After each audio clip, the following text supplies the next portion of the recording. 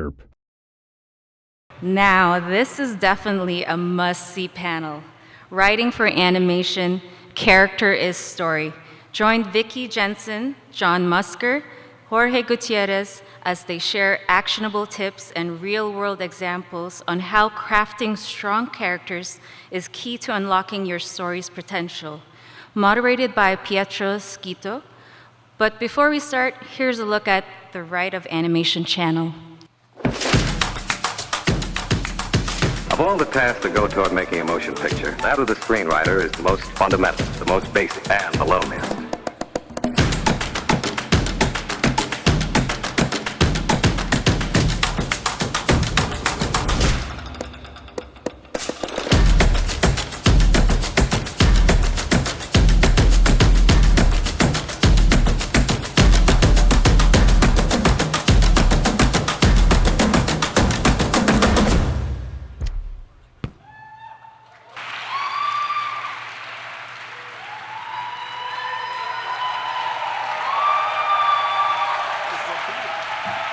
Hello, LightBox. Welcome, everyone. I am so excited about this talk and to be next to these heroes of mine. And today we want to talk about storytelling and writing, which are the same thing. We always start these panels with a question. How many of you think that you are a storyteller? Can you raise your hand? Okay. It's a whole room full. Woo. Good. Hopefully, by the end of the talk, as always, all the hands will go up if we ask this question again. And I'm honored to sit next to Jorge Gutierrez, Vicky Jenson, and John Musker.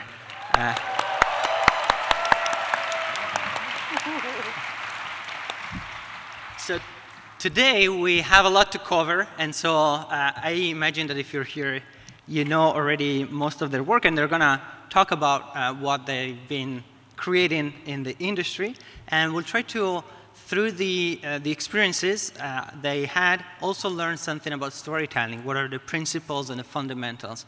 Like some of you think you are not a writer, and we believe you are all writers and storytellers. Okay, so we want to start with a tweet from Jorge.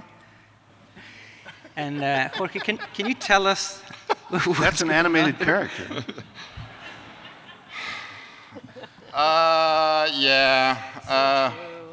So, you know, I will say most of us who got into this got into it for the art, and we got into it for the drawing part of it. And quickly, when you start making stuff, you realize how important writing and story is. And the problem that I see happening, and it happened to me and it happened to all my friends, was that the amount of effort you put into drawing and getting good at drawing, because you can recognize story being good or bad, you assume you're good at writing story. And that has been a lifelong lesson that, just like with drawing, it just takes endless repetition and effort to get good at story and writing, right? So the more, if you've never written a script and you write your first script, it's going to be as bad as your first drawing. If you write 1,000 scripts, script 1,000 will be incredible. Just like drawing, right? It takes 1 million drawings to get to a good drawing. So that volume has been a very hard. With drawing, I find myself drawing for fun, and so you're naturally getting better at it because you're enjoying it. I'm personally, I've heard legends of people who enjoy writing. I don't write for fun. Like, I'm not like watching TV, I'm like, fade, like, never. Yeah. So writing, I really, really hate the act of it, but I love the result. So I love having written, I don't like the process, and I really, really, really think for someone who's really visual and someone who thinks visually, to sit down and do dialogue and break scenes down and use that part of your brain, to me feels like homework. So I always say they pay me to do the things I hate. And so I give them the art for free, and they pay me for the writing of it. Not to discourage any of you, but I do think being shitty at something is the first step to getting really good at something. That's good, I love it. Right? So I encourage all of you who are like, I'm not a writer. Yeah, you are. If you made a short, you're a writer.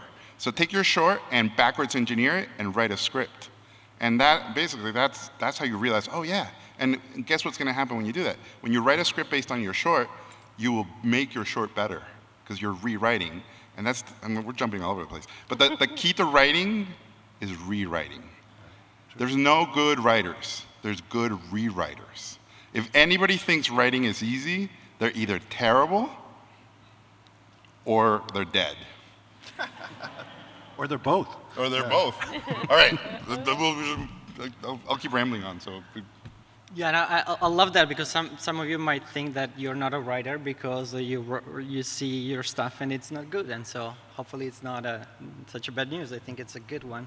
And how has that worked in your experience when this relationship between the first output compared to the final work? You mean of a script? Yes. Yeah, my first experience is receiving a script because I started as a story artist. I was a production designer too, but when it came to story, I was a story artist. And I would, the director would sit down and pitch out what was necessary for the sequence or the scene and give me the pages, and I'd nod my head, come back to my office, read it, and go, toss. And then start, and you guys probably all done it too if you're story artists.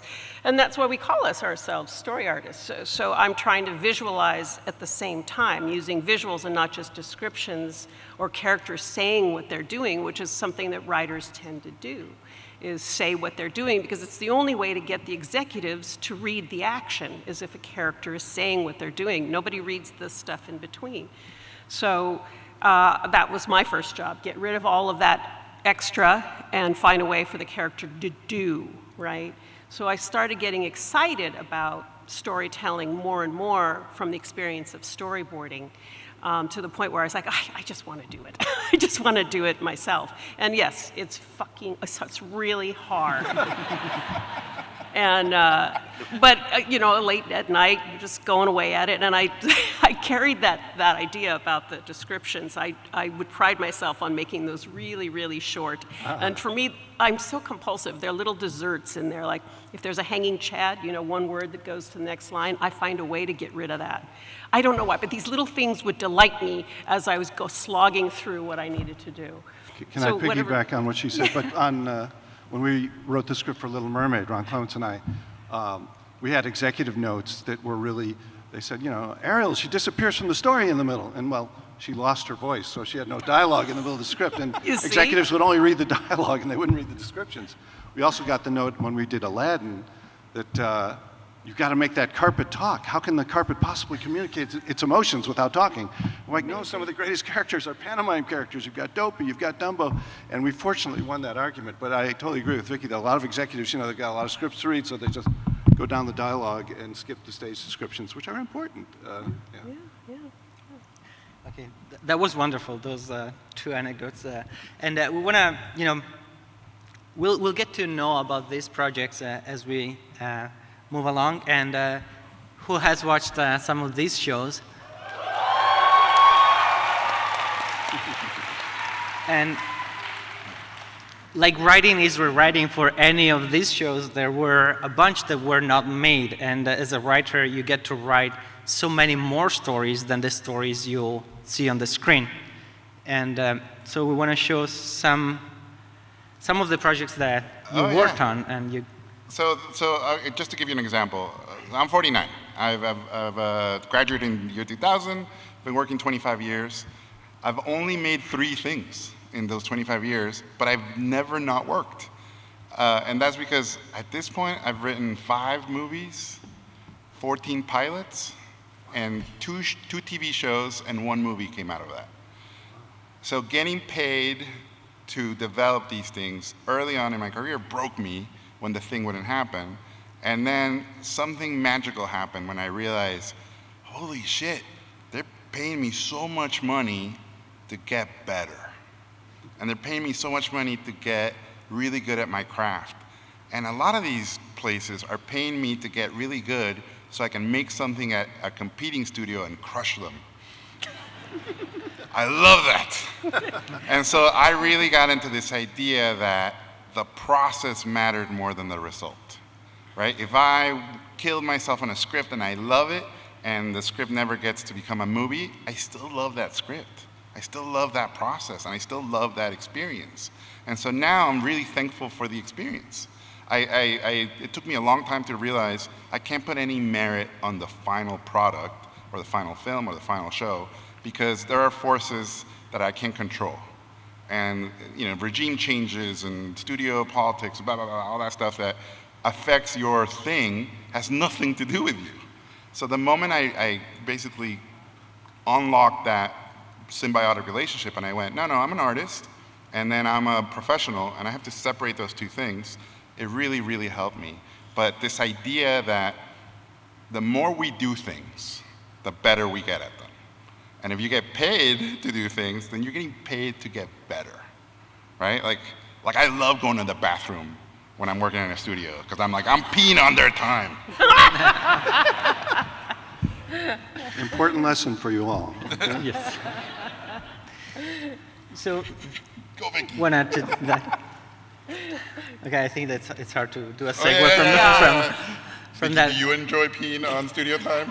I know they had to put it in my schedule on one of the movies I was doing because there were so many meetings back to back that my assistant had to write in a bio break. Bio break. Okay. I always joke that I do basically you pay me to listen to your notes. I do all the other stuff for free. So we want to get into some practical advice on one of the most important things you need for a story, which is to have the audience embrace and love the characters and be intrigued by the characters. Because if you could have something wonderful, but if you don't connect with the characters, nothing else matters. And John, you had, when we got to talk on the YouTube channel, you had a great metaphor about a train and bringing the audience onto a train. Well, I feel like the movies themselves, the audience is out there, and when you're developing these movies and you're putting them up on story reels and all that, and any movie in its finished state too, you've got to get the audience with you to travel, to make that journey with you. And I said it was sort of like a train, and you have a certain amount of time to get them on the train.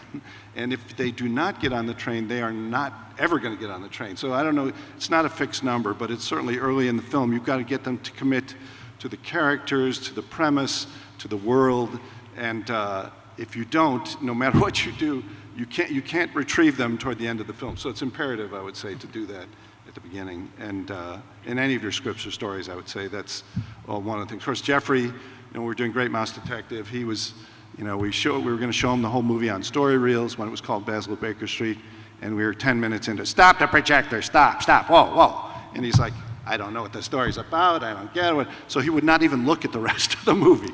So we had to go back and redesign the opening of the movie, which actually wasn't a bad thing for the film, to get more of a grabber at the beginning. So we created this kind of teaser. But it was a little bit of a lesson there in terms of get people. I was talking backstage to them in this world of streaming too. Jorge said, you got to get them in the first 20 seconds or something. I don't know, but it's even a bigger challenge in streaming, I think. But yeah, it's your stories, you want to make them compelling, obviously, and something where you want to turn the page and see what it is, or watch the film and I want to see what happens next in some basic way. Your story has to have that. You guys remember that book, Save the Cat? Yeah, okay. No, it's great, and it talks about how you loop people into that character as they have to do something that we can relate to or that we like. I told these guys, I hate the term likability. Your character's not likable. Oh, that's the worst note in the world to get. As long as they're compelling in some way, you're going to keep going. But for me, these kind of the book was great. I really enjoyed it, but it also led to, I think you're all aware of how many formulaic movies have followed this exact, template, right? And different movies require different templates, and Hollywood has a really hard time dealing with that. You think about the great stories, great myths of throughout time.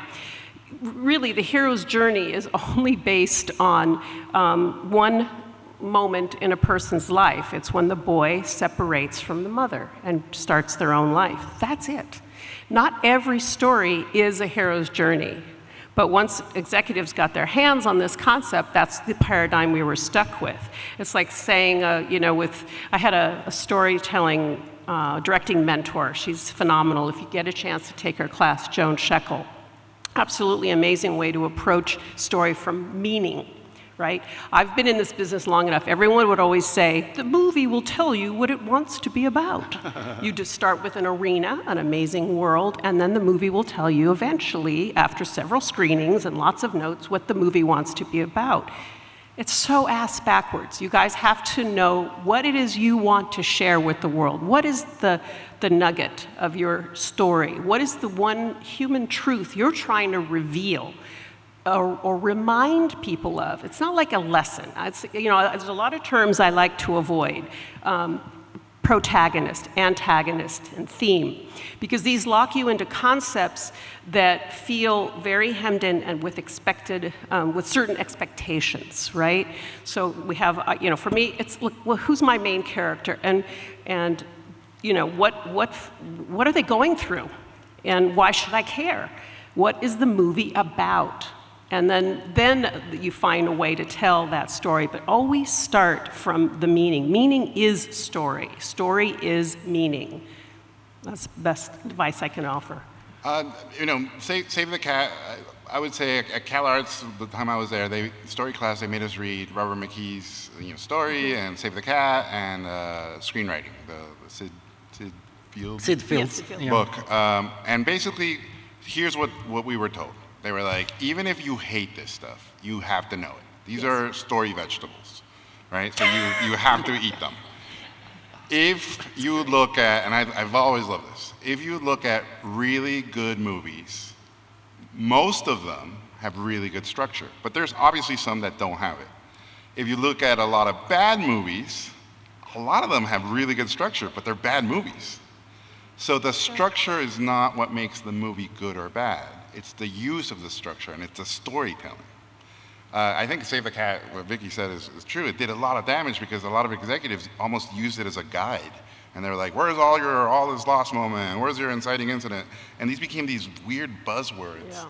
And I remember at that time going, well, I have to judo them and learn all this stuff as well as they know it, but then we want to subvert it. And if the audience believes, you watch The Incredibles kind of hits on, Mr. Incredible literally saves a cat. At the beginning. So you can use all these things to your advantage, but the way you use them is what makes it different. I think audiences are so smart now, and everything is out there, right? Back in the day, things were timed differently. Now you go, I want to watch an animated movie, and you have the greatest animated movies of all time right next to something that came out last year, and a kid can just pick which one they want to see. So it's all out there at the same time. So now we can really subvert what the audience expects. And we can really go, you think this is this, and that's how I'm going to trick you to get into this. Yeah. And then I'm going to basically not give you what you wanted, but give you something that is in the vicinity of what you expected, but in a different way. Yeah.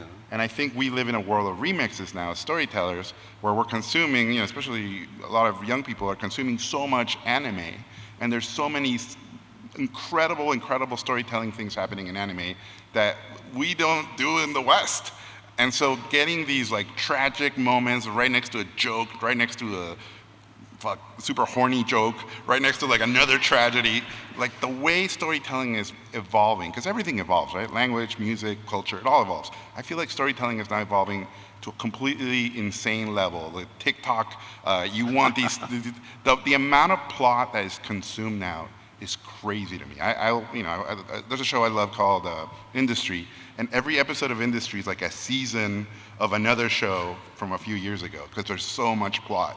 And I really think it's because audiences now just consume plot. They see so much stuff that it's not enough. They just want more and more and more. And so as storytellers, right, we're the myth makers of today, we get to comment and give our version of myths, right? Myths were always based on what was happening at the time. So when you read myths from the past, you go, wow, that's sexist or homophobic or super inappropriate. Well, that's what those times were. These times, you guys are the myth makers. So it's on you to tell your versions of these myths. And you're going to be grabbing from video games and anime and TikTok and movies and TV shows and books and comic books. And it goes all in, and then what comes out is your version of the culture and your version of the story and your version of what a story should be. So that's the part that has me really excited. This generation is consuming so much media.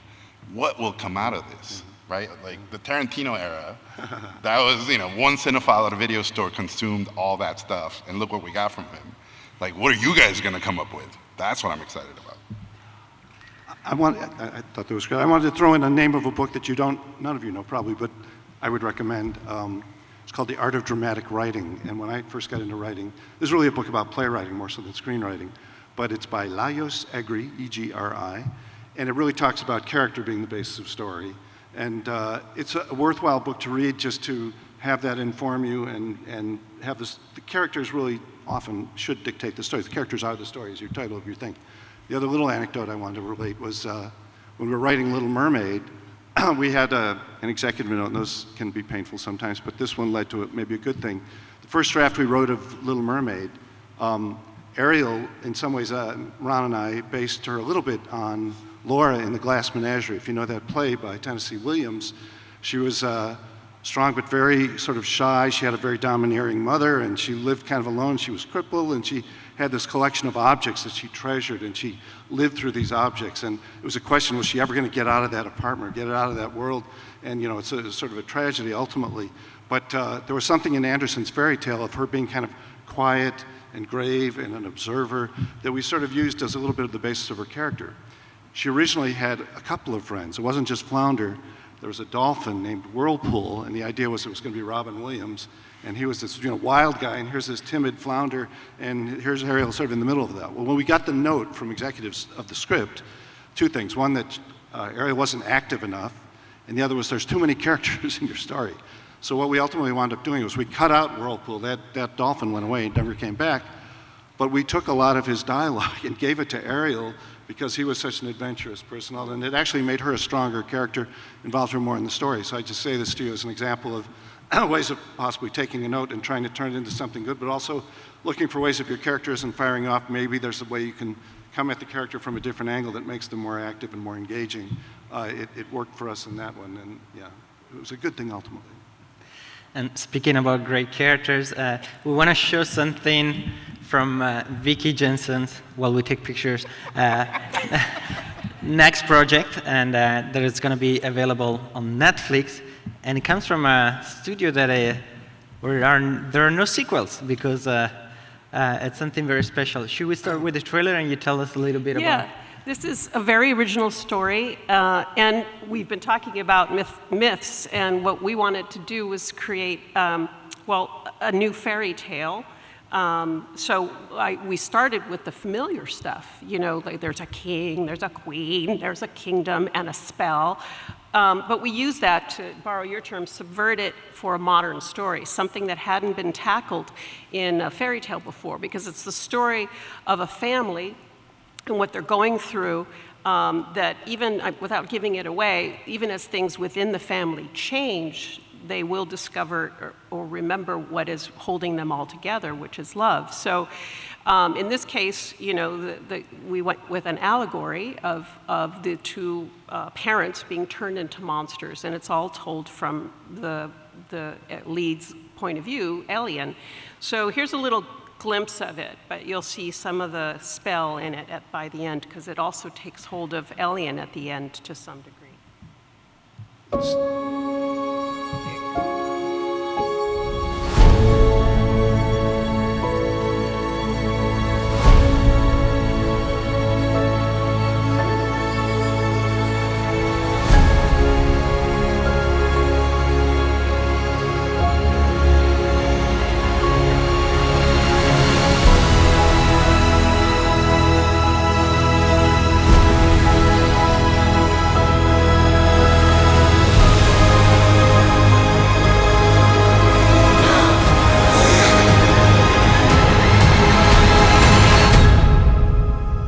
Mom, Dad, we will break this spell.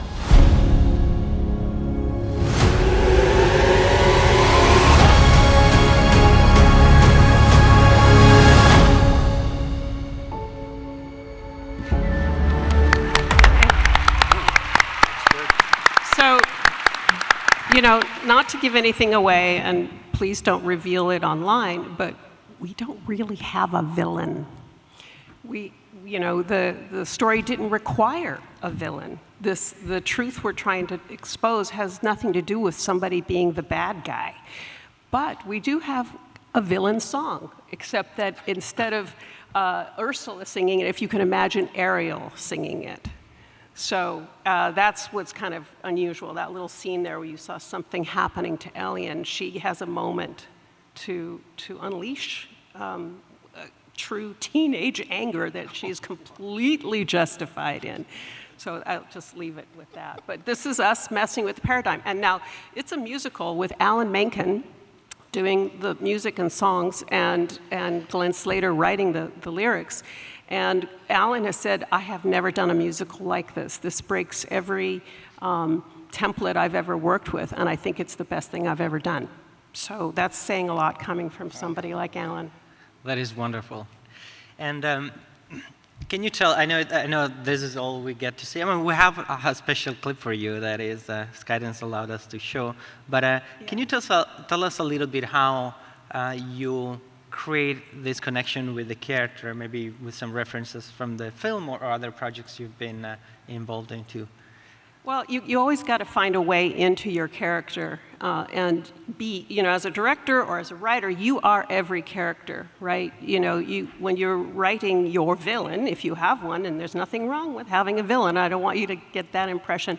But, you know, to be these different actors, when they approach villains, have, I think it was Darnell, Charles Darnell, oh shoot, maybe I've got the wrong name, but he was in Tootsie. Remember the dad in Tootsie? He was, anyway, doesn't matter. He was playing a heavy, but he always played, I'm an old person now. Yeah. You know that person? There's Dustin Hoffman, there's Sidney Pollack, there's... anyway, it doesn't matter. You know, Charles Durning. There you Charles are. Durning. Is finding the sweet thing in a villain and finding the mean thing in the good guy.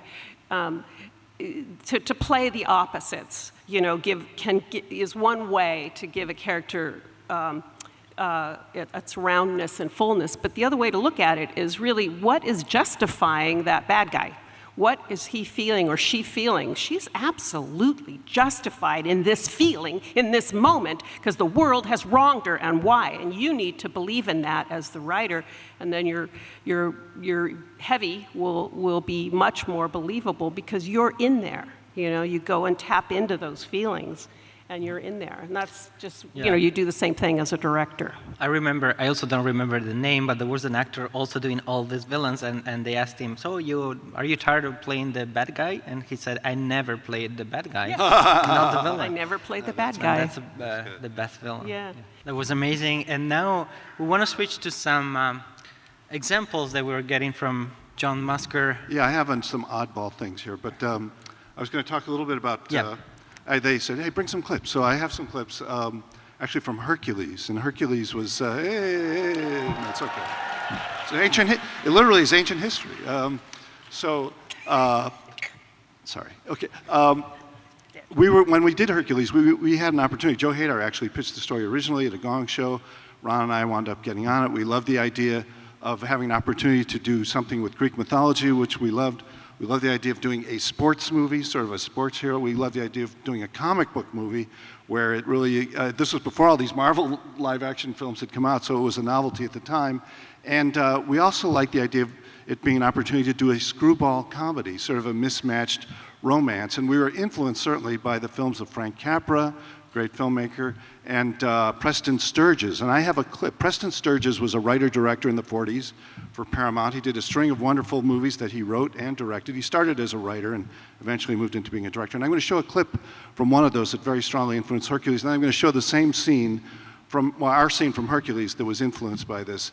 And this is a shot, this is in The Lady Eve, a great film, which I would recommend you guys find wherever, on YouTube or one of these, Criterion or something. But screwball comedy. It features Henry Fonda as a very rich, very handsome, but kind of a simple-minded in a way.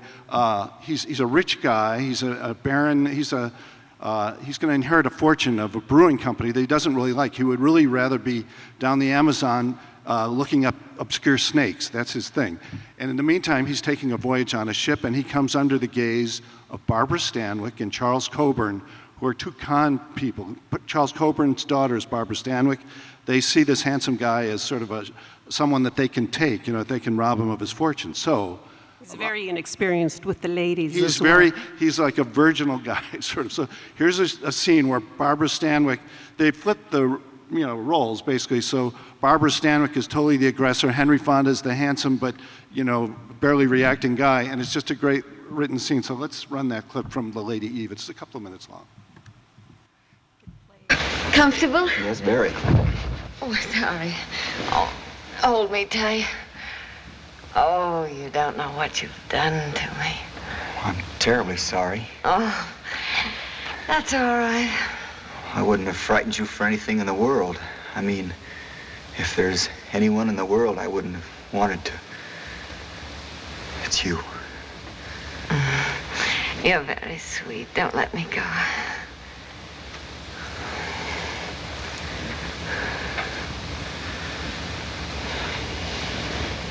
Thank you. How was everything up the Amazon? Oh, all right, thank you. What are you thinking about? Nothing. Are you always going to be interested in snakes? Well, snakes are my life, in a way. What a life. No, I suppose it does sound sort of silly. I mean, I suppose I should have married, settled down. I imagine my father always wanted me to. As a matter of fact, he's told me so rather plainly. I just never cared for the brewing business. Oh, you say that's why you've never married? Oh, no, it's just I've never met her. I suppose she's around somewhere in the world.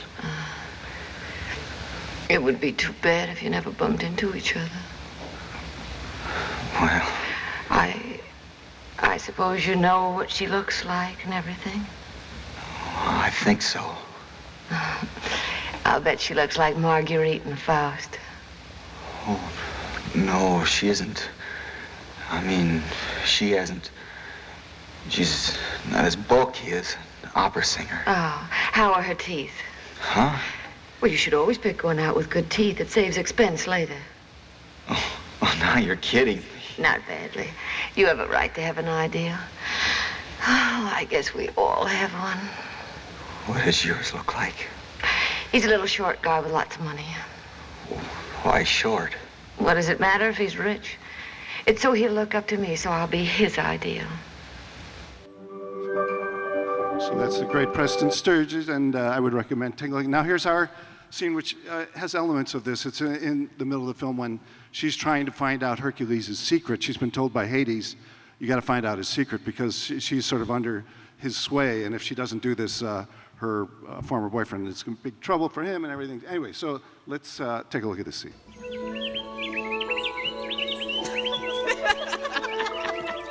Wow, what a day. First that restaurant by the bay, and then that play, that Oedipus thing? Man, I thought I had problems. Stop fooling around. Get the goods, sister. I didn't know that playing hooky could be so much fun. Yeah, neither did I. Thanks, Meg. Oh, don't thank me just yet. Oh. Oh, careful. Sorry. Weak ankles. Oh, yeah? Well, maybe you better sit down for a while. So, do you have any problems with things like this? Weak ankles, I mean. Oh, no, not really. No weaknesses whatsoever? No trick knee, ruptured discs. No. I'm afraid I'm fit as fiddle. Wonder Boy, you are perfect. Thanks. Whoops. It looks better that way. No, it really does.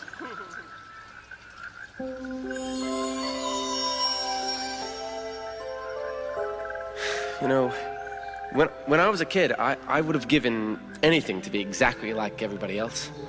You wanted to be petty and dishonest? Everybody's not like that. Yes, they are. You're not like that. How do you know what I'm like? All I know is you're the most amazing person with weak ankles I've ever met. Oh! Meg, when I'm with you, I don't feel so alone. Sometimes it's better to be alone. What do you mean? Nobody can hurt you.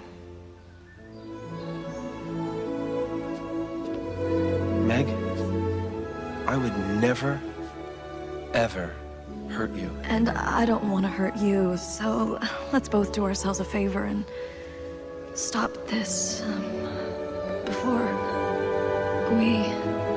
All right, break it up! Break it up! Party's over! I've been looking all over this town! Calm down, Mutton Man. It was all my fault. You're already on my list, sister, so don't make it worse! And as for you, you bum, you're gonna go to the stadium and you're gonna be put through the work out of your life. Now get on the horse. Okay. I'm sorry. He'll get over it.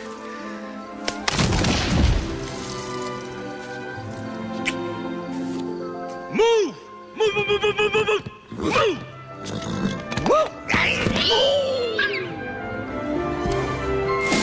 Hey, watch it! Watch it!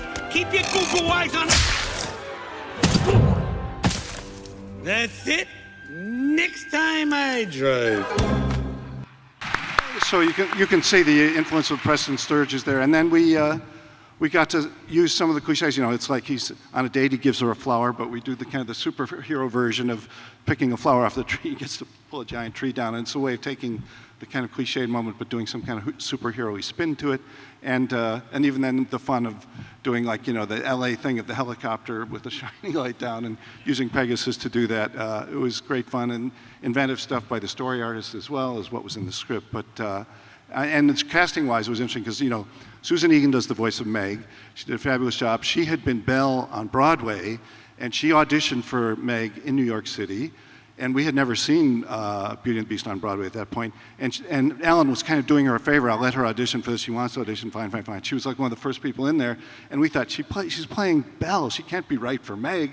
And then she came in and she did this great, you know, sultry but funny. She got all the jokes. And no one ever sort of beat her. You know, we heard many actresses after that. And we loved it. In fact, we loved some of her line reading so much.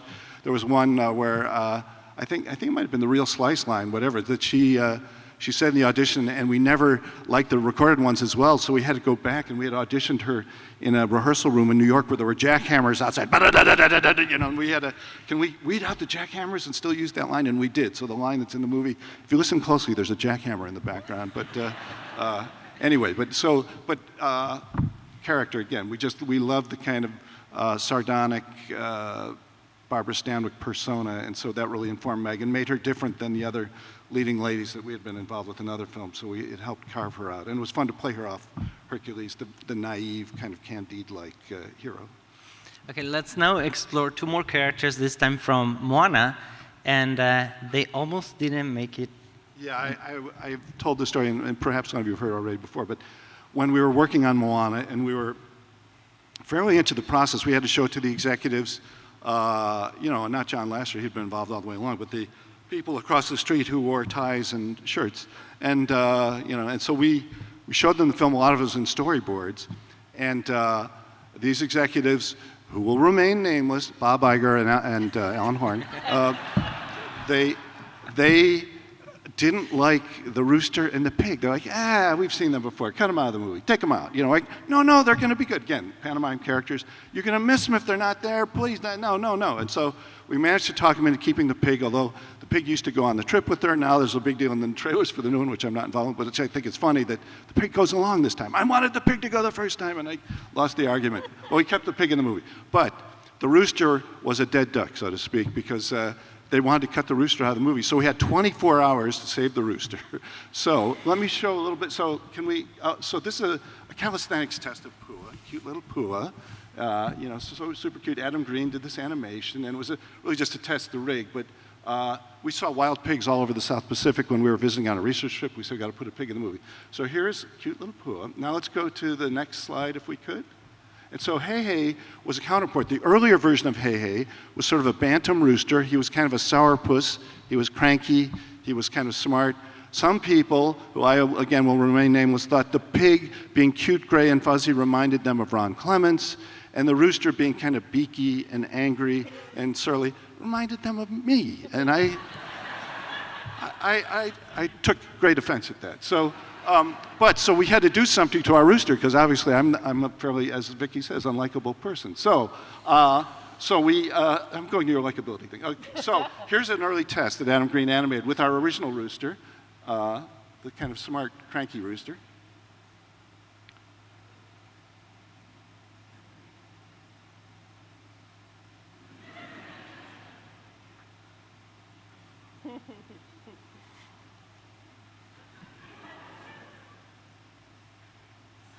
So this was a fun dynamic that they had, but still they didn't like our rooster. So we had 24 hours to save the rooster. So we put our story team out. Can you come up with ways to make the rooster more entertaining, do whatever you want? So Ryan Green, great story artist, and Sunmi Jo, who now works up at Pixar, both wonderful story artists, came up with this solution. And can I go to the next slide? They said, what if we take Heii as it stands? This was the Heii. So what if we do this to Heii? Can we go to the next slide? And they did a series of gag drawings where Heii is, you know, eating a rock and all that stuff. So then we were late into production. We couldn't do a whole new model on Heii. So the model people took the existing model of the rooster and they bugged his eyes out and they scruffed him up. And Adam Green, same animator, did new animation of Heii, which is here.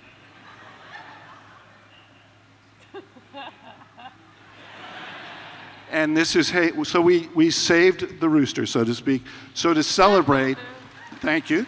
Adam, Brian Green and Sunmi Jo, we owe it to them. So to celebrate, we took the whole story department out that night for a chicken dinner. We really did. Actually, we brought it in. It came in, and I think it was actually Chick-fil-A, I think. But anyway, but that was an example of, and the rooster is funnier. So despite us chafing at the note, it had a happy ending, because the stupid rooster was actually more of a story obstacle for Moana on the journey. So he'd get in the way more, and he was less of a comfort for her, and just it gave us more story opportunities. So it was a good thing. So characters, again, can find a different way to the screen. That's wonderful. And we were at a different Moana 2 panel, and they were sharing how, you know, internally and the fans, everybody, they loved those characters so much, and they were all worried that it wouldn't be in the film, and then everybody, you know, were so happy that they got it back. So that's wonderful. So we have a few minutes left, and we would like to, now we've seen, you know, all the different elements that we see in writing, and how you can really start from something that it's personal, bring it onto the screen, but it's always about character. And so I would love to learn your approach when you're thinking about your story and thinking about the main character. And what is the very first step? Also thinking about our great audience to give them some practical advice of how can I start writing a great story? I'll jump in first. So I'm Mexican. So I always start with what would my main character die for? That's the first question I ask. And if anybody saw my and the three, that question got answered. Book of Life originally ended with Manolo dying for his town. So I love killing the main character for the good of everybody, because I'm of the belief that sacrifice is the greatest virtue of mankind, right? Like, that's the greatest thing you can do for someone, sacrifice yourself for them. And I think we live in a world of sacrifice, right? Parents sacrifice for the kids, people sacrifice for the countries, you sacrifice for your youth, you sacrifice basically you for something greater than you, and that is how you're judged. So I always start with, all right, what's the thing my character would die for? And then I always, because I was raised Catholic, I go, what is the thing that my character is really guilty about? And I think sacrifice and guilt, to me, are the shortest, easiest ways to get empathy from the audience. If a character feels bad about something and it feels guilty, they're real. If a character dies for something, I mean, movies now have 1 million fake deaths in animation and no one dies. The true punk rock thing now is to fucking kill your character and leave him dead. But because of the way our industry works, you need people for the sequel. That's the real reason you can't kill the main character. It's not because people chickened out, it's because the studios have to make a sequel, right? If you killed, I don't know, the dad in The Incredibles, you can't make, well, I guess you could make The Incredibles too. That'd be an amazing, dark movie. They're doing the third one. So that's how I start, and I'm of the belief that the way to give character to your character, right? When people talk about character, is grit, right? Perseverance and integrity, and either the world is against them and they're going to prove the world wrong, or my favorite story now is the world is against them and they're wrong, right? Because that, you've seen 1 million, the character changes the world. I'm now into that's why I think Paddington 2 is such a brilliant movie. For all the character arc people, Paddington doesn't change in Paddington 2 at all. Paddington changes the world, right? So that's super punk rock, right? It's like a Frank Capra That's main what character. we used in Hercules as Yeah. well. He doesn't have an arc, but he changes the people around him. That's totally Frank Capra thing, where the sort of eccentric Gary Cooper or Jimmy Stewart character remains steadfast. He's challenged, and he's maybe going to lose his inner core of being, but he survives and transforms the world of Sharpies, and the cynicism around him. Idealism defeats cynicism in those movies. Yeah. And like, for example, I love Sergio Leone, right? My favorite director. And I love his philosophy that if you look at spaghetti westerns, especially his, everybody's a villain in those movies. And the hero of the spaghetti western is the villain who grows a conscience, right? In a world where everybody's doing the same thing, a person grows a heart and they, by default, become the hero. And in any other movie, they would also be a bad guy.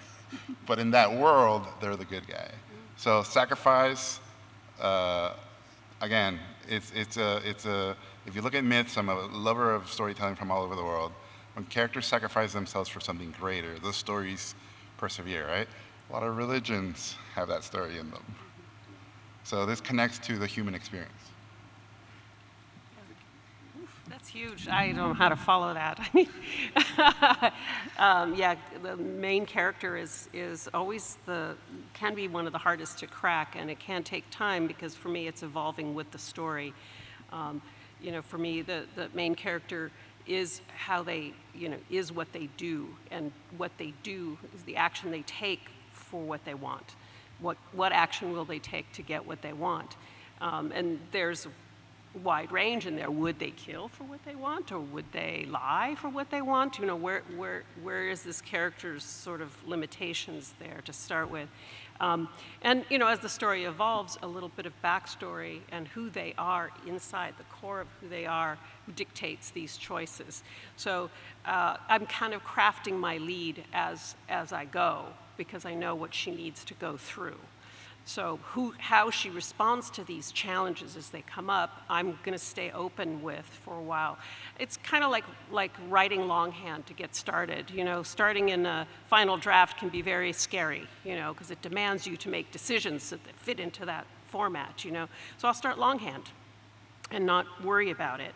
And that's kind of how I treat the main character, because I know who she needs to become, or he needs to become, or remember about themselves by the end, but how they get there and the choices they make, this is where the story for me takes place.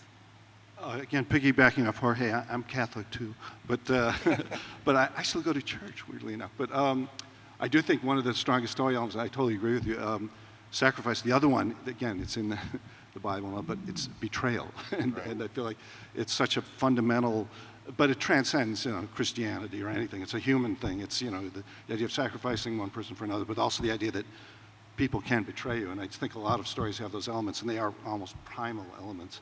When we're writing a story too, I think one of the things we try to do with the main character and any of the characters is try and figure out the difference between what they want and what they need. Sometimes those usually aren't the same thing, and they think, I want this certain thing, and it's more the superficial thing and all that, but what's the underlying thing? What is it that they really need? And many times they don't realize what it is they need, and hopefully by the story's end they get what they need, even if they didn't get what they want. And that's it, I guess. I would say the other thing is a lot of times in story people think the plot's important. I think obviously plot is definitely important, but it's about the characters, right? Character, character, character. And I think what people mean when they say it's about the character is it's about the relationships. Yeah. And those relationships are what makes these stories universal, right? Fathers, daughters, you know, lovers, bullies, all these things are universal. And I think the greatest of stories transcend their time and their culture because they become mirrors to the human experience. You know, I always talk about Amélie or Seven Samurai, all these movies that are not of my culture, but they couldn't be more French, right? Amélie couldn't be more French. Seven Samurai couldn't be more Japanese. But these stories, you know, a dying warrior clan who gets hired by thankless farmers to defend them from bandits, and they do it for the honor. That could happen in the Mexican Revolution. That could happen in Africa. That could happen in Asia. It could happen in any part of the world. That story is universal. Amélie, again, could not be more French. A quirky weirdo girl who gets pleasure from bringing love to others at the end is rewarded with love for herself. That could take place in Pasadena. That could take place anywhere. Yeah. So this idea, especially for people who are coming from different parts of the world, and you go, I want to tell a story for the whole world, but I'm from a different part of the world and I don't feel my story connects. The story will connect if it's universal, and if it's something that, you know, what we make are empathy machines, right? Movies are empathy machines. You're basically telling people, walk in these footsteps and feel something you're not used to.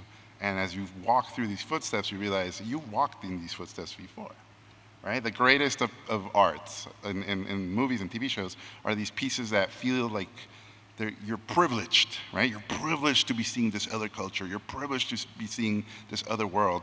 And the closer you look at these paintings, the more you realize it's a mirror, right? Because it's reflecting you and it's reflecting your experience. So that's the advice I give to everybody. Everybody has a story, right? Literally, every day. Every story, every day your life is a narrative. From when you wake up and when you go to sleep. Every incident that's happened to you every day. For your first fight, the first time you fell in love, the first time you got your heart broken, the first time you fought your parents, the first time you told your mom, I hate you. All these are stories that are universal. These are stories that are repeating every day. Everybody's life starts and ends. That's a story that happens daily. So we do live in a world of narratives. So when people go, I can't come up with a story, they're all around you. And it's your job as a storyteller to grab them and craft them and tell them. I love asking people how they met. Because when you ask a couple how they met, they've told this story 1,000 times, especially people who've been together for a while. And they've cut down the fat of that story completely out. Now it's down to its core. And it's down to the funniest, wittiest, most charming moments, or most dramatic moments, or darkest moments. And they've basically retold it. They've workshopped and edited and rewrote this story 1,000 times. So if you want to get good stories, talk to people and ask them, how did you meet? When was the first fight you had? And you're going to get, especially from your parents or your grandparents, these stories belong to you. It's your birthright. And think about when you listen to somebody tell you a story. They're basically storytellers at that moment. Oh my God, guess what happened to me? My blah, blah, blah, and then this happened. So that's how I pitch movies now. I go, I pretend I saw a movie, and I'm trying to convince my friends to go see the movie. Oh my God, this movie is about this. This happened in the beginning to this crazy character, and unexpectedly, in the second act, this happened. And then, oh my God, all is lost. This horrendous thing happened. And guess how they fixed it? Conclusion and resolution. This is how it happened. Oh my God. And you take the executives and you take the people you're presenting the story to through this little story. And we all tell stories every day at all times. We live in a world of narratives. So take advantage of that. Again, piggybacking off of Jorge, I totally agree. And I think one of the things in writing is, the best writing is specific, not generic. So you want to write characters that are very specific to a thing, and yet they embody these universal stories you're alluding to and the truths of children and parents or mismatched lovers or whatever it might be. And yet the more specific you can get, even like when Howard Ashman was writing Part of Your World, he said, I don't like to write songs that are Moon, June, Spoon lyrics, generic, I'm in love about this. And he liked writing in that song very specific imagery of this human world that she was fascinated by. So it's all these sort of very concrete, specific images of objects. And actually one time Howard rarely changed a lyric, and we actually talked him into changing a few lyrics because we said, she learned everything about this human world from Scuttle, who's an idiot and who doesn't have anything of these straight. So originally his lyrics were, look at this stuff, fine leather in China and all this stuff. And we said, well, she doesn't really know what that stuff's called. So then he rewrote the lyrics to thingamabobs and who's its and what's its based on Scuttle. But it was all specific to sort of Ariel and a person that got this misinformation and was fascinated. And it was a love of this world, not of a prince, really. It was really the love of things human, which was actually more specific than some kind of romantic love. So I would just advise you all, look for the general things, but also be specific in your characters as much as you can. Well, we would stay, I think everyone would stay hours and keep listening to these legends, but we have to go, so I want to thank you personally for having taken the time. This has been wonderful, and hopefully now you can go and tell your stories.